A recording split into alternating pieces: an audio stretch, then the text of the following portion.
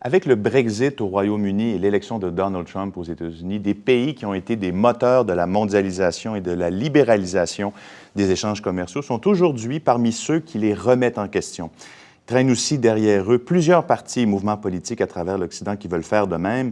Donc, est-ce la fin de la mondialisation heureuse, de l'ouverture croissante, constante des marchés qui s'était grandement accélérée avec la fin de la guerre froide? Selon vous, quel est ou quels sont les principaux moteurs derrière cette contestation et cette remise en question en haut lieu du libre-échange aujourd'hui? Écoutez, il y a différents scénarios. Si on regarde, évidemment, la situation en Europe, la crise de 2008 et ses suites, l'endettement public, les crises sociales, a permis à toutes sortes de partis politiques, surtout en Europe du Sud, des partis plutôt d'extrême gauche, en Europe du Nord, plutôt d'extrême droite, de trouver un auditoire favorable pour leur discours. Et ce faisant, ça a changé complètement la dynamique politique où même les politiciens du centre et de la gauche sentent le besoin d'être de plus en plus critiques sur le libre-échange, sur la mondialisation, sur la finance internationale. Et donc, ça a un effet d'essaimage qui rend une difficulté d'importance pour des politiciens d'aller devant les médias défendre des accords de commerce devant un public. Les gains électoraux sont très faibles et donc la plupart des gens soit sont silencieux sur les avantages ou soit les dénoncent ouvertement en espérant pouvoir aller chercher des avantages particuliers. La récession, la crise de 2008-2009, définitivement joue un rôle important. Un fort déclencheur. Ah oui, un fort déclencheur. C'est la première fois qu'on connaissait une crise qui était coordonnée à ce point à l'échelle internationale. Donc, en quelque sorte, on peut dire que la crise qu'on a connue en 2008 est une crise de la mondialisation. Particulièrement de la mondialisation financière, le phénomène de la titrisation, le fait que ce qui a commencé un battement d'aile de papillon dans le marché immobilier en Californie, ça s'est répandu comme une traînée de poudre jusqu'en Europe, etc. Donc, quelque part, je pense qu'il y a cet aspect-là.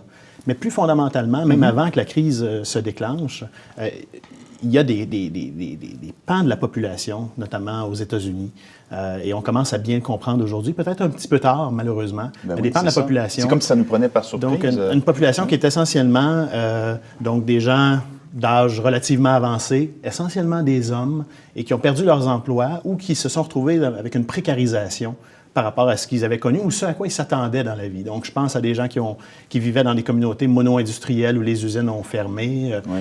On remarque aujourd'hui, un des groupes qui a une augmentation de taux de mortalité, et notamment par suicide, bien, ce sont les hommes blancs qui vivent dans ces régions-là. La Rust Belt aux États-Unis, la Rust Belt. Et ça a été pointé notamment par le prix Nobel d'économie il y a 2 ans, Angus Deaton. Et donc, on commence à comprendre, en fait, qu'il y a effectivement des gens qui ont été laissés pour compte. Des perdants de la mondialisation. Il y a des perdants de la mondialisation. Et peut-être que dans le discours, on a eu tendance à être toujours très optimiste. The tide that lifts all boats. On espère toujours la marée qui fait monter tous les bateaux. Force est d'admettre qu'il y a des gens qu'on a laissés pour compte et ce sont ces gens-là qui s'expriment politiquement actuellement. Là. Et il faut y aller par secteur aussi. Vous avez parlé on comprend que ce sont des cols bleus dans des secteurs industriels. Donc, évidemment, ce n'est pas à Silicon Valley qu'on a souffert.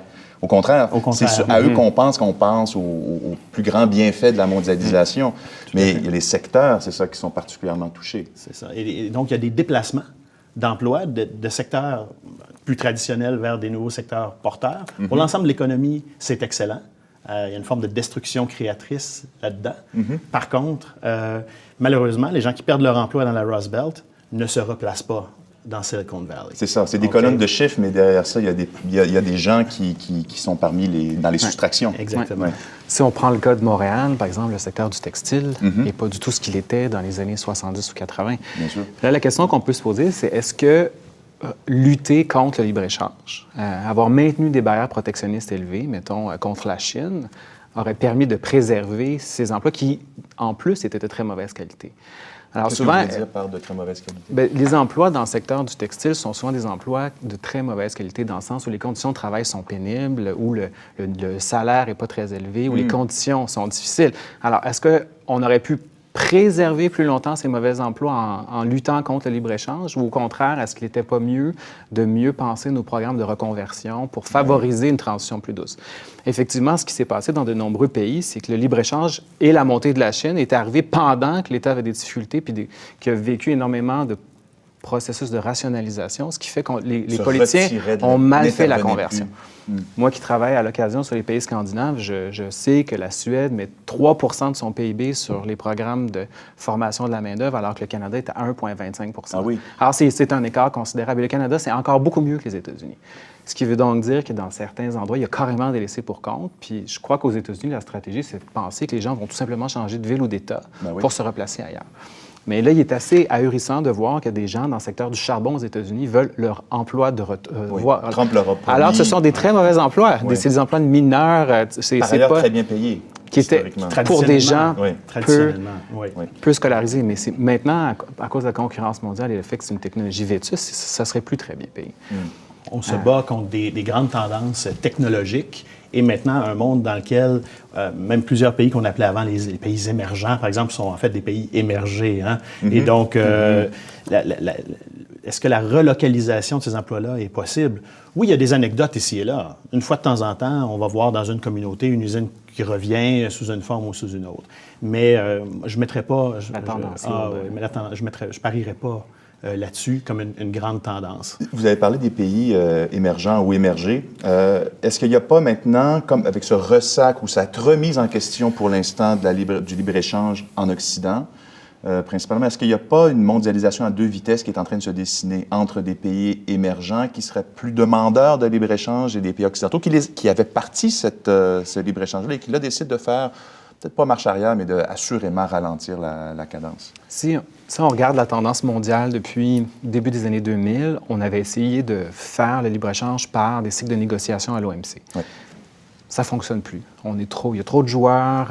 On a déjà beaucoup libéralisé les secteurs où c'était relativement facile de libéraliser. Puis les secteurs difficiles comme l'agriculture vont toujours bloquer parce que les décisions se prennent par consensus. Il faut le dire, c'est le cycle de Doha de 2001 qui est toujours bloqué à l'OMC. Il y a eu des petits progrès à Bali, mais globalement, ça n'avance que... Multilatéral, à plus de 150 joueurs, incluant la Chine, extrêmement difficile d'avancer. Donc, les pays font des négociations bilatérales ou entre un nombre restreint de joueurs, entre le Canada et les pays de l'Union européenne, entre le Canada et la Corée, les États-Unis et la Corée. Et ça crée une pression sur les pays pour la course vers le marché. Je vais vous donner un exemple canadien, c'est quand les États-Unis ont signé leur accord de libre-échange avec la Corée, que les Canadiens étaient derrière.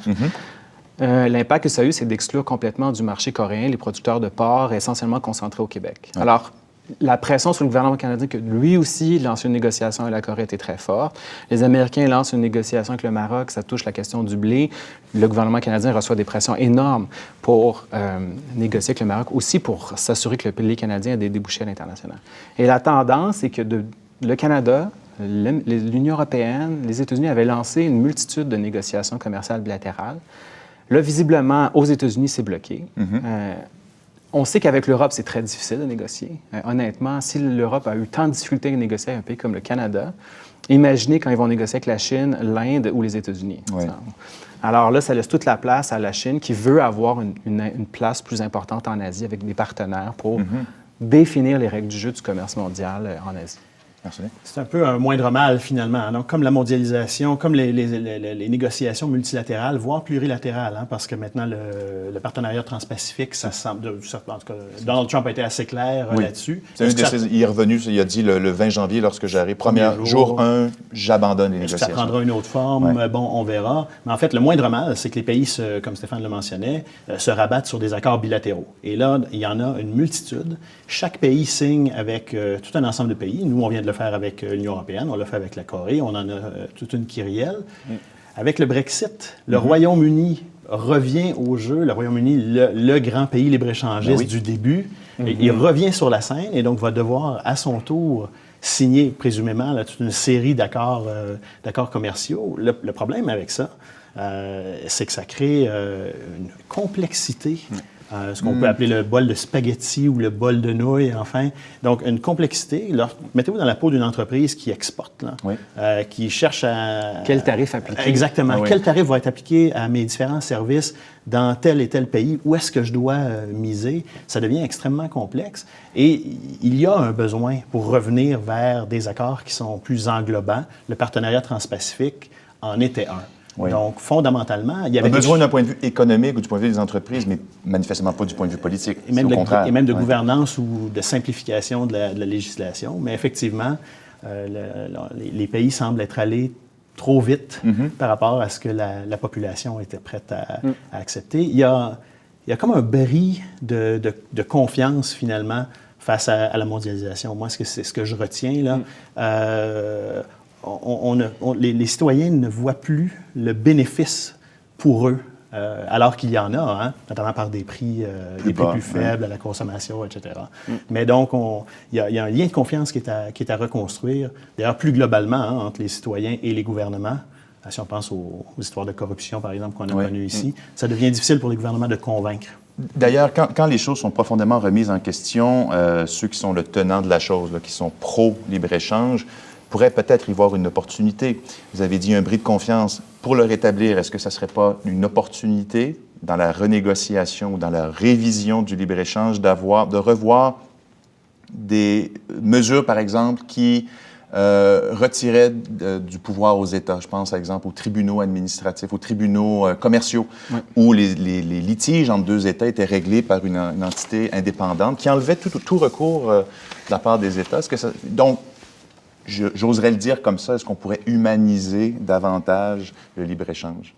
Donc, par exemple, on parle l'équivalent des fameux chapitres 11 de l'ALENA, les recours entre investisseurs et États. Écoutez, c'est évidemment, je pense qu'énormément de critiques contre le libre-échange ciblent spécifiquement ce type de clause dans les traités, mais en même temps, pratiquement tous les traités d'investissement contiennent un accord investisseur-État parce que imaginez que vous êtes un investisseur canadien, vous investissez aux États-Unis, votre investissement est exproprié ou nationalisé, vous voulez être compensé. Oui. Alors peut-être qu'on peut retrouver des mécanismes plus simples comme la ECG a créé un tribunal permanent qui permettrait une meilleure lisibilité avec des mécanismes d'appel.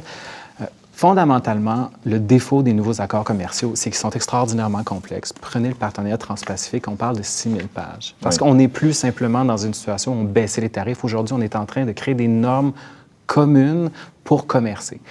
Et je pense que la pédagogie du commerce international est à faire pour la population. Et nécessairement, ça doit passer aussi par un nouveau pacte social où on va choisir à redistribuer les gains du libre-échange plutôt que favoriser la croissance des 1 puis la croissance des inégalités. Donc, c'est quelque chose qui va rapidement. On va suivre ça de près. Et merci de nous aider à le faire. Marcellin Joannis, Stéphane Paquin, merci beaucoup. Merci.